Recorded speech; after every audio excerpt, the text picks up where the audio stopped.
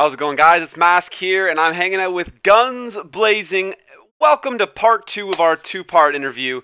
This is more of the Q&A this was more the Q&A part of the session, where we just took questions from everyone who was either watching live or listening live and answered them.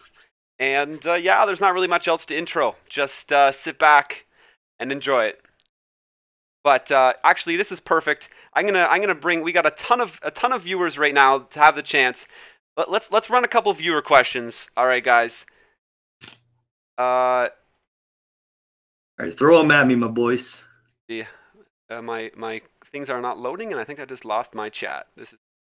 I'll look at the chat and Discord as well. Pull that up.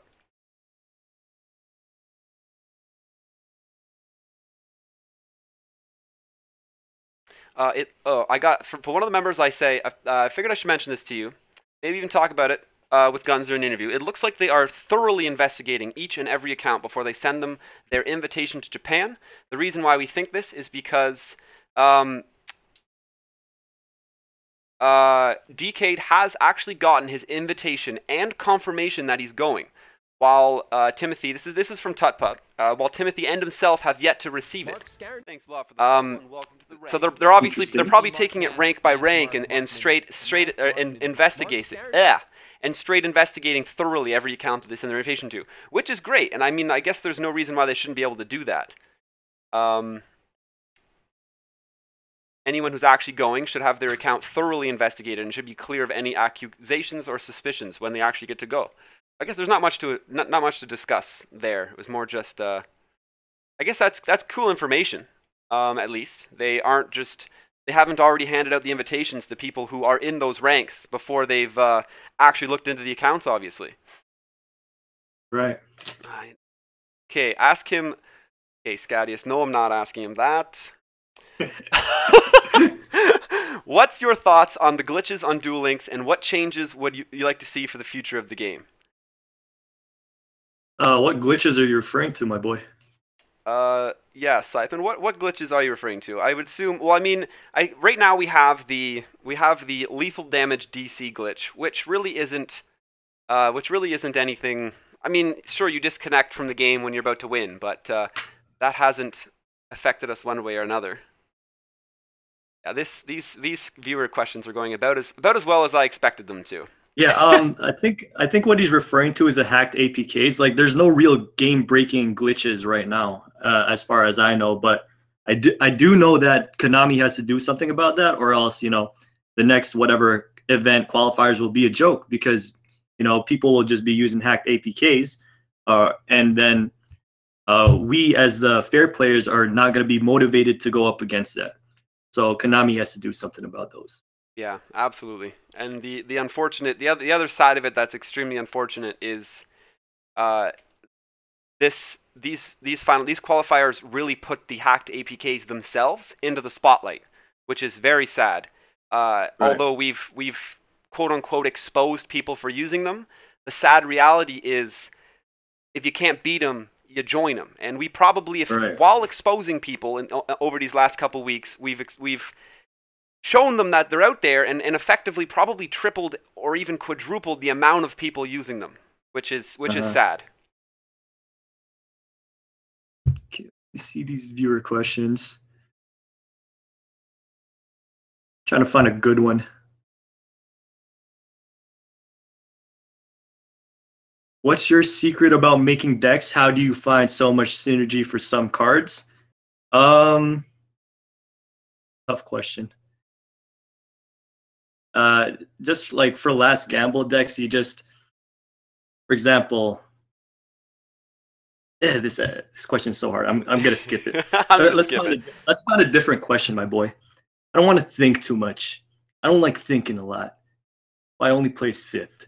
Out of your 600 games during qualies, how many DCs did you approximately have? The interesting thing is I rarely DC'd. Like, my internet was stable all the way through. There weren't any games where I DC'd and then lost a game. As a matter of fact, more often the other person would DC and then I'd win the game. What about timeout losses? Did you get any of those during the event? I did not get any timeout like glitch losses, but I did have some people, you know, getting salty and then timing me out. Right. I can say like 2 or 3. I at least 2 or 3. I still got at least 2 or 3 of those super sketchy timeout losses, which tilt you so hard, so hard. I got a question here from Autistic Letard. What do you guys think about Group F, Korea? The 3SD guy with 275K is legit, and other people who landed 200K plus from the Asian regions.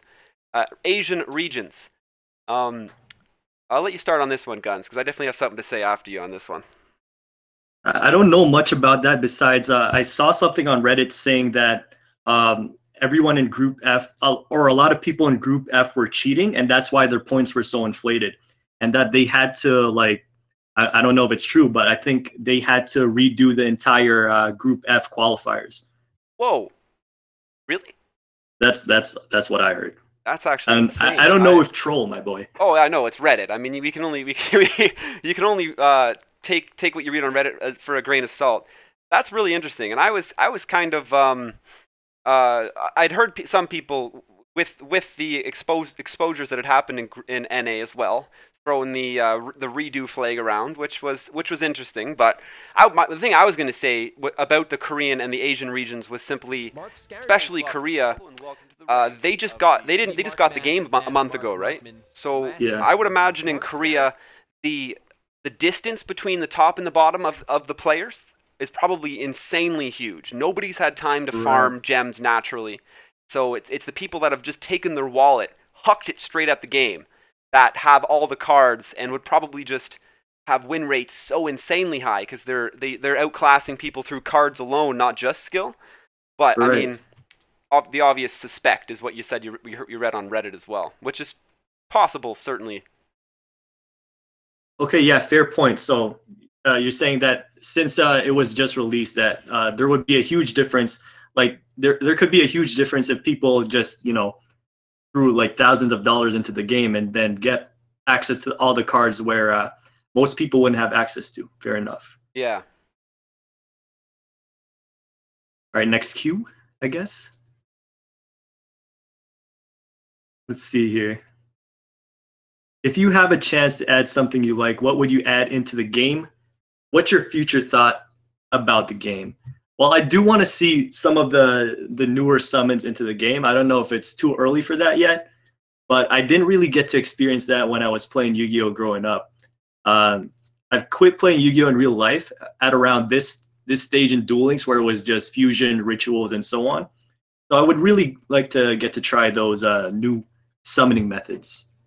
Yeah, I gotta say the exact same thing too. I quit right around here. Like we're starting to get out of my memory of the game, and I wouldn't mind learning the new summons too, as long as they're very cautious of how they introduce them to the game, and yeah. How many packs have I opened? Probably over 1,000. I haven't actually checked. Probably. Yeah, it's well over 1,000, my boy. But it's all free to play. It's all free to play. Free to play. Guns. I thought last time I checked, you spent $19 on the game, my friend. Can't pull that wool over my eyes. I remember you saying 19.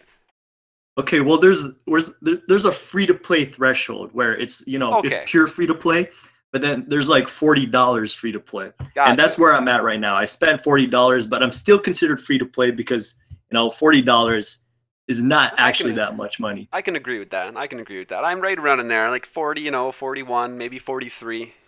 Yeah. It's tough. It's tough. Yeah, there's no way we're spending over $50 on a children's card game on a phone app, right? No, that's not gonna happen. All right, let's see if I can grab one here.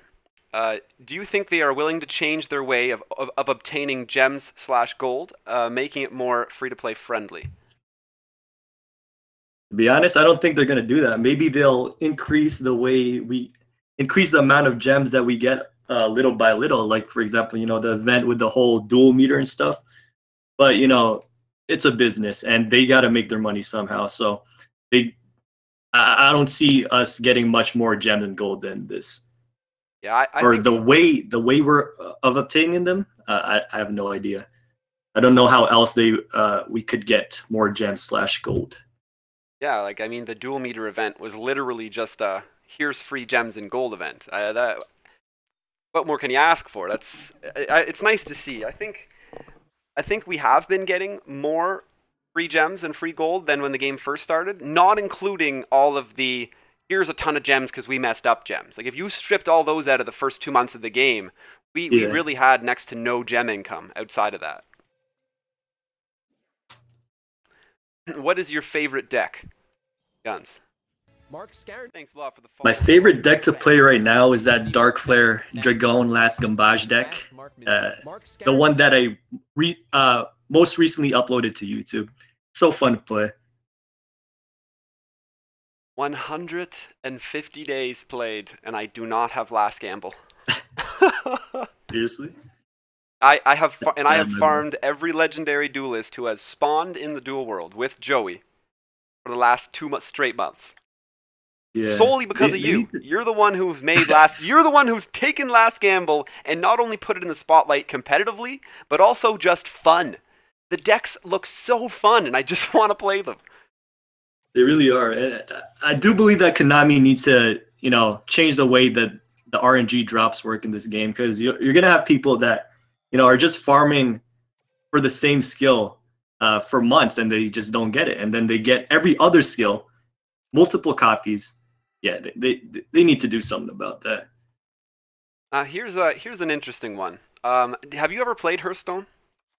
Yeah, I have. Do you know the arena in Hearthstone? You're familiar with that? Yes. What would you think about them implementing an arena-esque element to Duel Links, where you draft cards and build decks on the fly, and then compete like in the arena? Oh, I would love that. I was actually thinking about this morning, where if Duel Links could have an arena, because it's so fun when you get to draft your own deck instead of just facing against meta decks every single day. You draft a deck and then you go against other drafted decks. And the other thing about arena is, as he mentioned, you get free cards, free packs from playing in the arena, which I would like as well. That would be wicked. It would. Honestly, actually, I don't know why this thought hadn't even crossed my mind before I just read that question. The more I think about it, the more awesome it gets. This is something brand new players, can all of a sudden be on the exact same level as everyone else in the entire game. Yeah, that's right. And have so much fun too. They gotta implement something like that. The Hearthstone Arena format in Duel Links. I think that would be a beautiful addition to the game. Konami, if you're here, if you're listening, that's it. Put that into the game, my boy. See, now you have to make it to Japan, so you can talk. Whoever makes it to Japan has access to for the first time ever, the highest priority queue of service support service this game's ever seen. You can actually talk to people face to face who matter.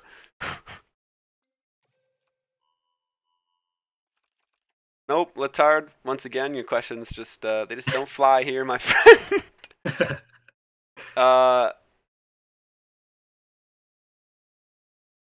How do you feel about the current game's skills? I know they just did a skill balancing not too long before the final qualifiers hit.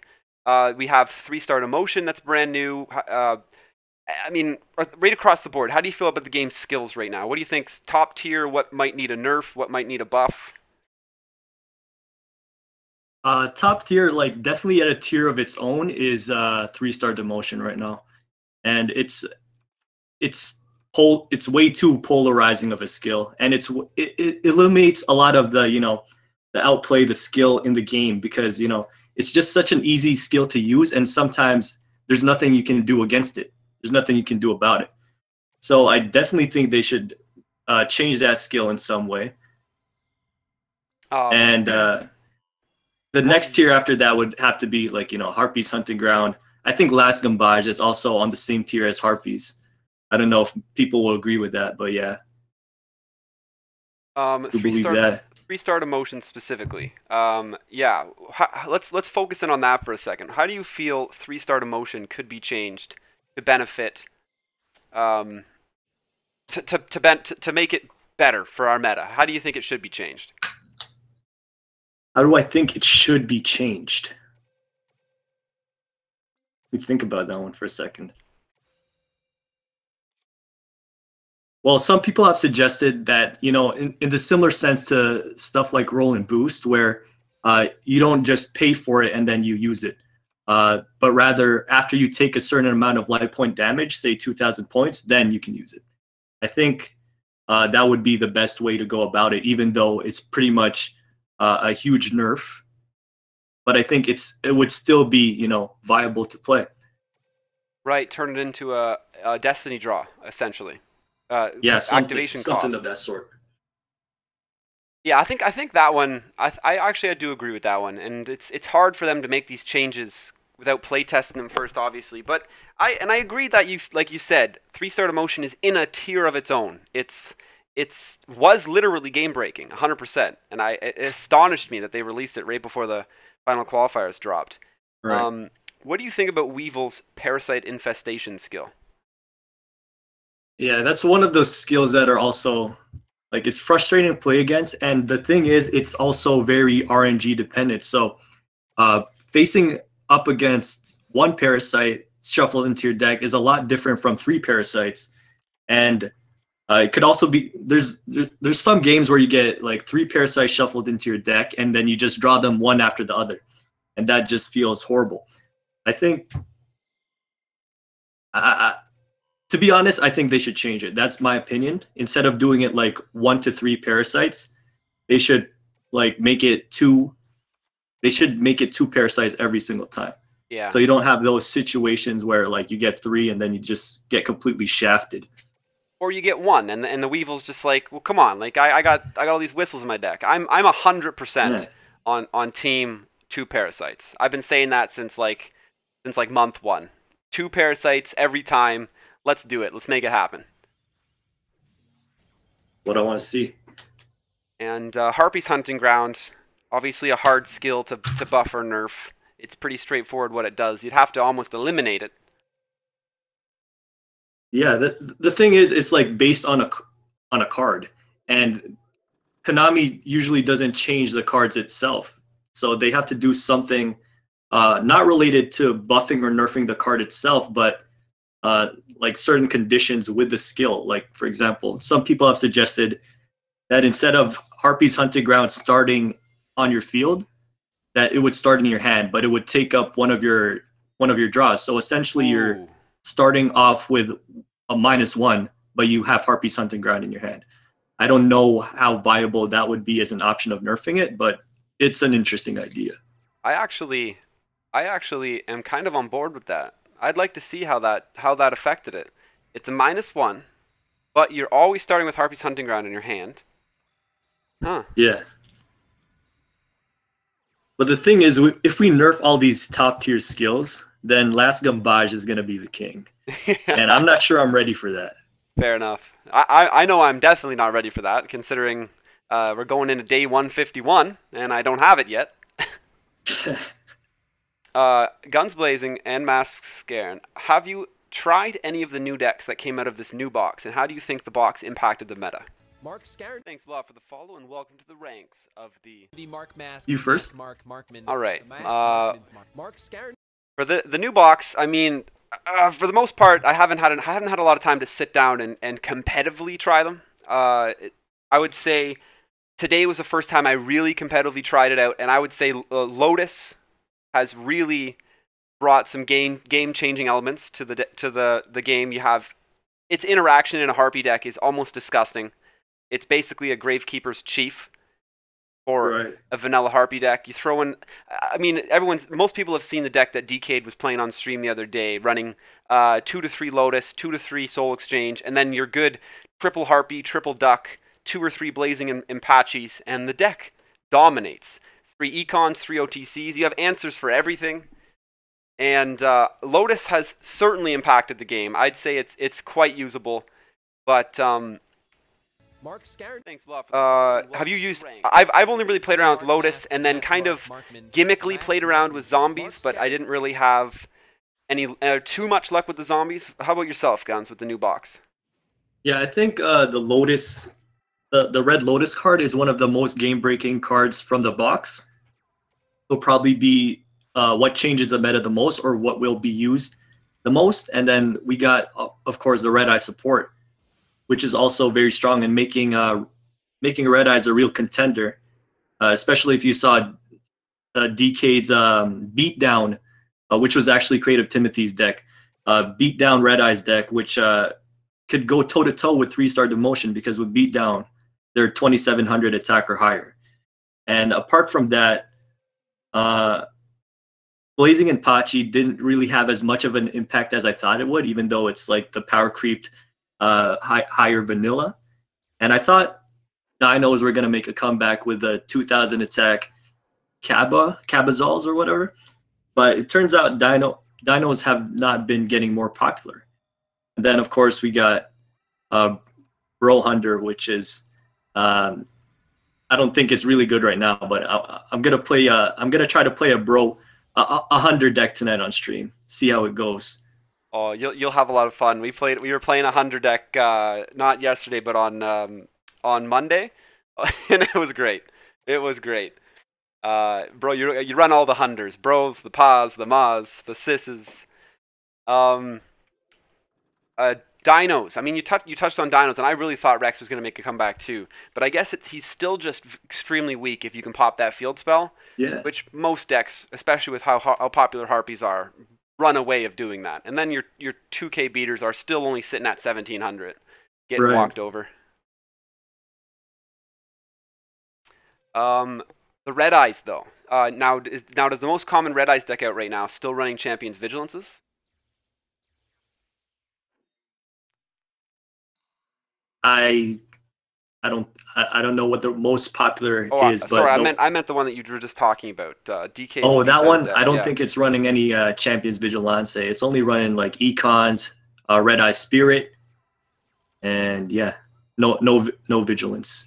Nice. I might have to check that one out. Okay, what else we got here? What do you think about Psychic decks coming into the meta? I played around with a lot of Psychic decks today, and we're playing around with Psychic today, and it kind of it still feels super gimmicky. In order to take advantage of the Psychic cards, you really got to lean on the Brain Research Lab? Field spell? Yeah. Yeah. And I mean, you're kind of just exposing yourself so much. So many decks running Wild Tornadoes, Harpies, that you're just gonna suicide evidently up to that Brain Research Lab. Well, there's actually some decks that don't rely on it too much. Like, for example, that deck that wrecked me on stream, I think it was Dan, who first invented it, was the one with Overdrive. And that doesn't really rely on Brain Research Lab too much. I think the strongest component of Psychic decks is the fact that they can take cards that are in your graveyard and send them to the top of your deck, essentially locking you in so that you can't really draw into anything that will help you. So yeah, I think Psychics are probably going to be strong in the current meta. Now I got to get my hands on that list you played against, and I think there was a couple people mentioning Dan to me today. Now I know why. Stormcaller's the name of the card that keeps throwing cards on top of your deck, and it is devastating because it just locks you down. You're only drawing into a monster every turn. If they're already got a bigger monster on their side of the field, it's over. But they've at least made Psychic competitive. But what about Geminis? We're seeing some more Gemini support in the card trader right now. We had a box revolving around Gemini not too long ago. I haven't seen any being played yet, but do you think if people get their hands on the card trader cards, do they have potential? Yeah, I think if people got their hands on a few copies of Supervised, then there's some potential there. Same here. I haven't seen any real Gemini decks out on the ladder, so only time will tell if Geminis can actually, compete in the meta. All right, guys, sorry to do this so abruptly, but I think your boy has to go. Yes, Tenkabito does still care in the meanwhile. Sure, bro. Shout out to Elena. Shout out to the Blazing Boys. Thanks for having me here on your interview. And I'll see you guys next time. Peace out. Take it easy, man. Thanks for hanging out. Later, Mas. And there you have it, guys. I cannot thank you enough, Guns Blazing, for coming out and letting us and let me do this. Let me interview the Guns himself, live. I had so much fun doing this as well. If you guys want to perhaps see more more done with myself and Guns, I definitely am open to collabs in the future. This was a blast. I hope you guys enjoyed it as much as I did. But yeah, really, just make sure you guys go check out GUNSBLAZING's YouTube channel and his stream. It's gonna be down in the description below the channel. You can catch me live at twitch.tv/MasKScarin. And yeah, guys, don't forget, stay classy.